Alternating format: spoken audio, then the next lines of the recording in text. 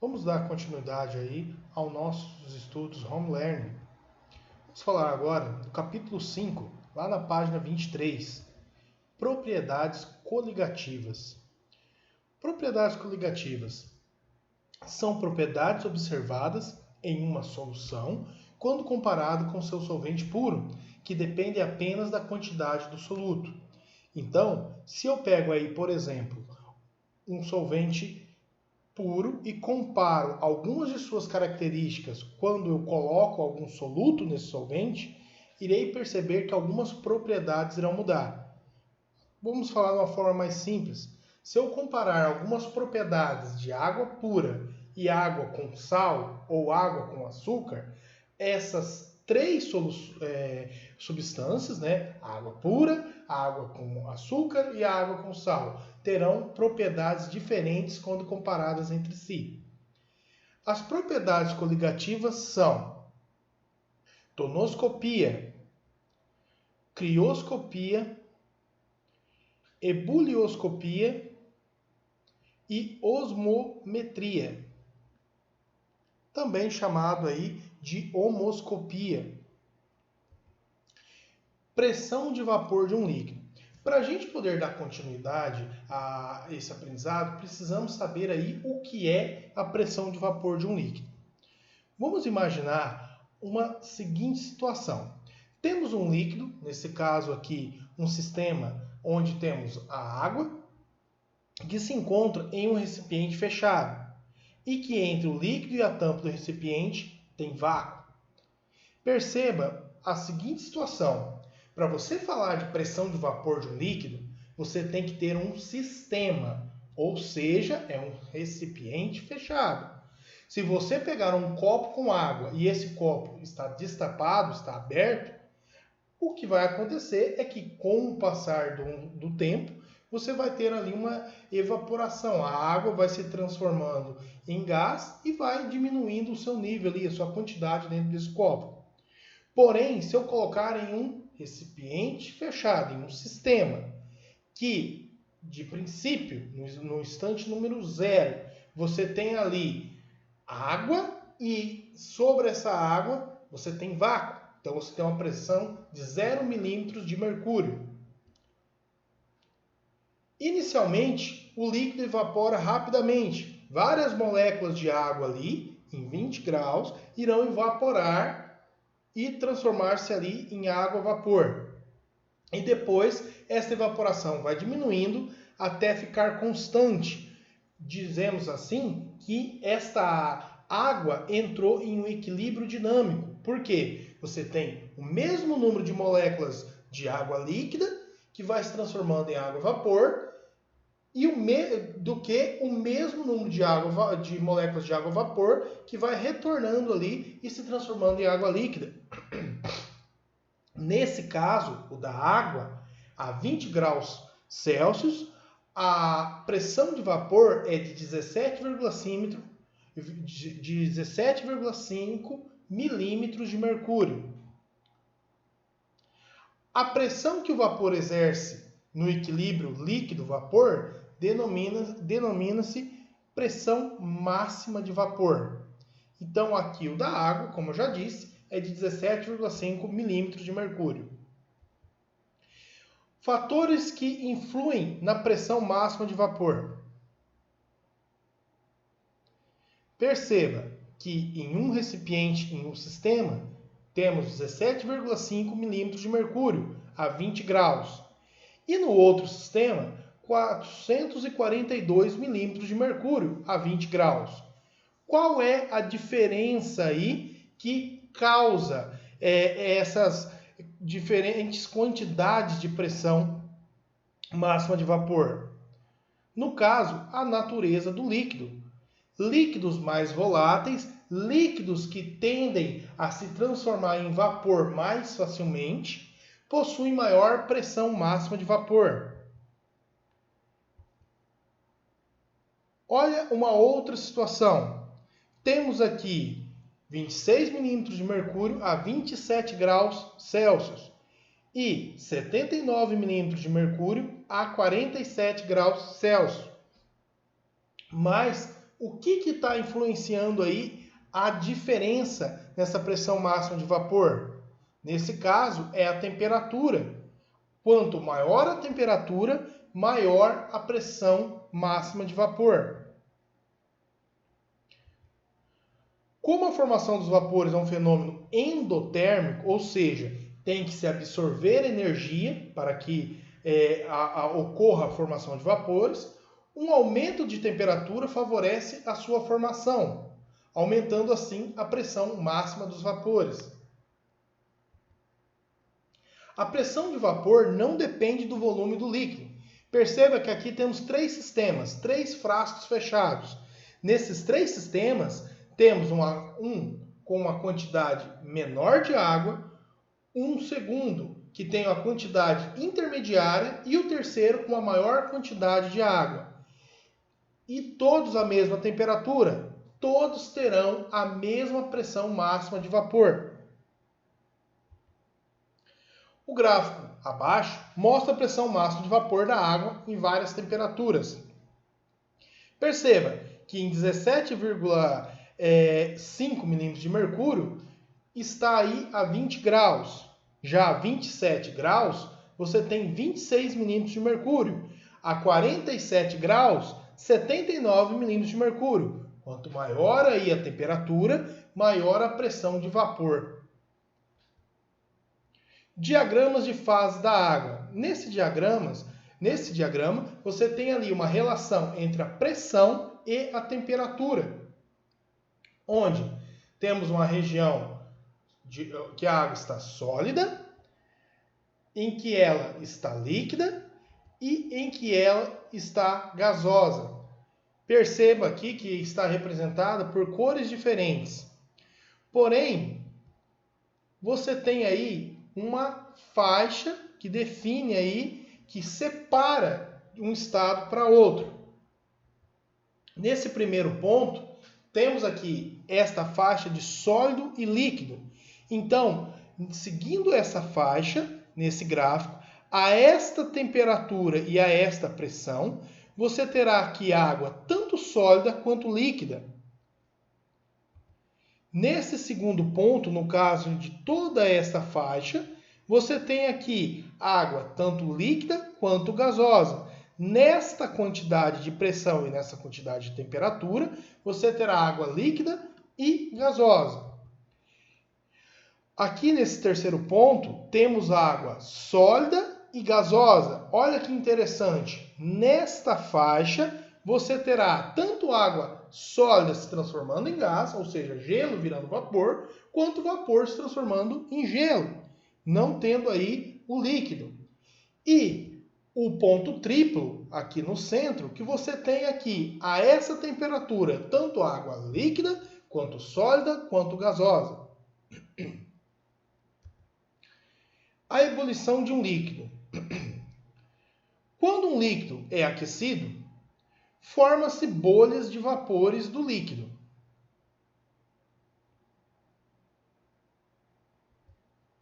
Essas bolhas não sobem imediatamente à superfície. Isso só ocorre quando a pressão dentro das bolhas, ou da bolha, iguala-se à pressão externa.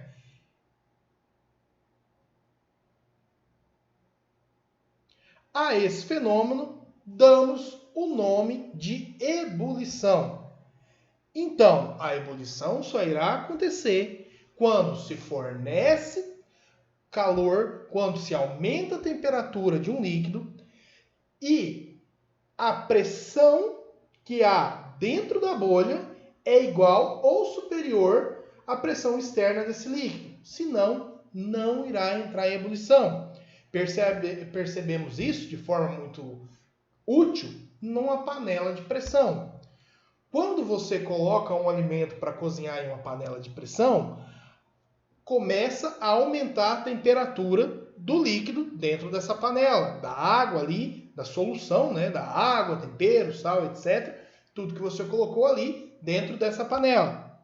Conforme a temperatura vai aumentando, essa solução, esse líquido, essa água que está ali, começa a entrar em ebulição.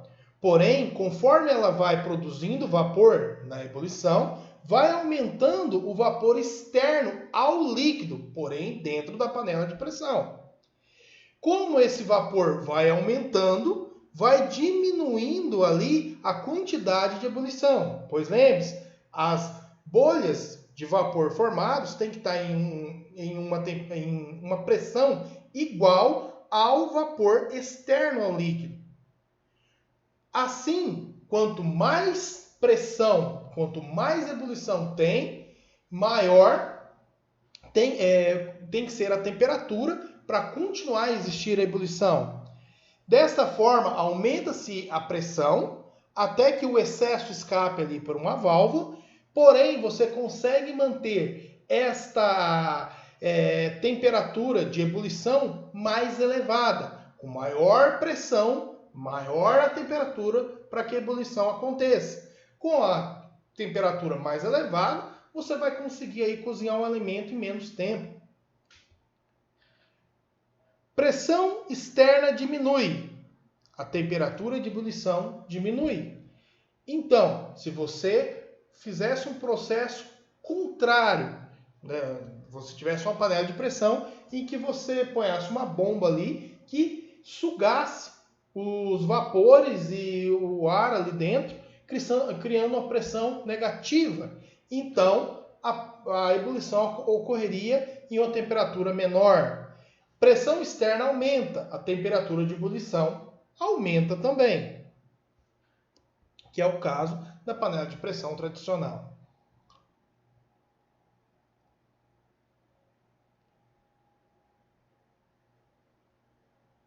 Quanto maior a pressão, mais temperatura.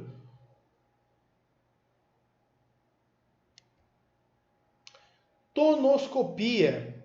Perceba que aqui temos 3 sistemas. Um com água pura. Nesse primeiro sistema com água pura, a 30 graus Celsius, há uma pressão de vapor de 4,2 kPa. No segundo, temos aí água mais glicose. 5 mols de glicose e 95 mols de água. A pressão de vapor é de 4 kPa a 30 graus Celsius. E no terceiro sistema, temos 5 mols de cloreto de sódio e 95 mols de água. Perceba que são 2 kPa a 30 graus Celsius. A tonoscopia é o estudo da diminuição da pressão máxima de vapor de um solvente provocada pela adição a este solvente de um soluto não volátil. Mas por que aqui, onde nós temos um sistema central aqui e no mais à direita, por que nós temos aqui uma quantidade igual de solutos, porém temos aí a pressão de 2 modos diferentes? Quando você coloca glicose e a dissolve na água, a glicose é molecular. Então você, ao colocar 5 mols de glicose em água e dissolver, você terá 5 mols de solutos dissolvidos. 5 mols de partículas, 5 mols de unidades ali de glicose dissolvidas. Porém, ao colocar o cloreto de sódio, ele sofre a dissociação iônica, aonde se separa o sódio do cloro. Você tem ali o íon sódio, né, o cátion sódio, separando do ânion, do íon cloro. Então, você não terá 5 mols, você terá o dobro. Haverá 10 mols de partículas dissolvidas. Por isso que, dependendo do soluto colocado ao solvente, dependerá também a alteração aí das propriedades dessa solução. Ebulioscopia. Perceba aqui que temos representados 2 sistemas. Um que é de água pura e outro de água e glicose. Perceba que no sistema onde temos apenas água, a temperatura de ebulição para ferver aí essa água é menor do que na solução de água e glicose. Ebulioscopia é o estudo da elevação de ebulição de um solvente provocada pela adição a este solvente de um soluto não volátil. Crioscopia. Aqui temos dois sistemas novamente, um com água e outro com água mais glicose. Perceba, em um sistema que tem apenas água, a uma temperatura maior ocorre o congelamento, comparado com a água mais glicose, onde você tem que ter uma temperatura menor para que ocorra o congelamento. A crioscopia é o estudo da diminuição da temperatura de congelamento de um solvente provocada pela adição a esse solvente de um soluto não volátil. Assim sendo, repare que a água pura entra em ebulição a uma temperatura menor do que água e algum solvente, uma solução. Vamos deixar de forma mais clara para entender? A água pura ferve a uma temperatura mais baixa, ela entra em ebulição, ela ferve a uma temperatura mais baixa do que água e sal, por exemplo. E a água pura, ela congela a uma temperatura mais alta do que a água e sal. Alguns materiais permitem a passagem de moléculas de solvente, mas não permitem a passagem do soluto desta solução. Perceba que aqui nós teríamos um recipiente em que em um lado teria uma solução diluída e no outro teríamos uma solução mais concentrada. A concentração dessas duas soluções tende a se igualar. Imagine que você teria um recipiente com água pura e outro com água e sal. Se você colocasse os dois em um recipiente só, em qualquer lugar que você medisse, depois de algum tempo, pouco tempo, você perceberia que estaria com a mesma concentração de água e de sal. Então, há uma tendência natural a se igualar, a formar a mesma concentração. Agora, imagine que você tem um recipiente em que ele é separado por uma membrana semipermeável, que é uma membrana que permite a passagem de solvente de um lado ou para outro, né, através dela, porém ela funciona como se fosse uma peneira, um filtro, e não permite a passagem aí do soluto. O que acontece? Como há essa tendência de igualar a concentração, o solvente acaba atravessando essa membrana, indo do menos concentrado para o mais concentrado, para poder fazer igualar essa concentração, e assim há uma diferença, né, na quantidade aí de solução dos dois lados da membrana. O fenômeno da passagem do solvente de um meio mais diluído para um meio mais concentrado por meio de uma membrana semipermeável chama-se osmose. Isso vocês já devem terem visto aí na biologia, onde as células do corpo elas sempre estão trabalhando ou a favor da concentração, fazendo osmose, ou gastando energia para fazer o contrário, jogando aí mais solutos, né, para dentro ou para fora dela, indo contra a concentração. Temos aqui o exemplo que eu estava falando. Temos um recipiente, nele temos de um lado solução diluída e do outro solução concentrada. Quando separados aí por uma membrana semipermeável, a osmose acontece. O solvente começa a fluir da solução diluída em direção à solução concentrada. Assim, abaixa-se, diminui a quantidade da solução diluída e aumenta a quantidade de solução concentrada, porque está indo solvente de uma direção para outra, tentando igualar ali a concentração de solutos. Porém, isto tem um limite, dependendo da pressão que existe ali esta osmose irá cessar, que é até uma certa quantidade de solvente irá passar de um lado para o outro, até que a pressão é muito grande e não deixa mais vir solvente. A pressão externa, que deve ser aplicada a uma solução mais concentrada, para evitar a sua diluição por meio de uma membrana semipermeável, chama-se pressão osmótica. Galerinha, e é isso aí a nossa aula de hoje. Estou online aí, qualquer dúvida, entre em contato e tchauzinho, até a próxima!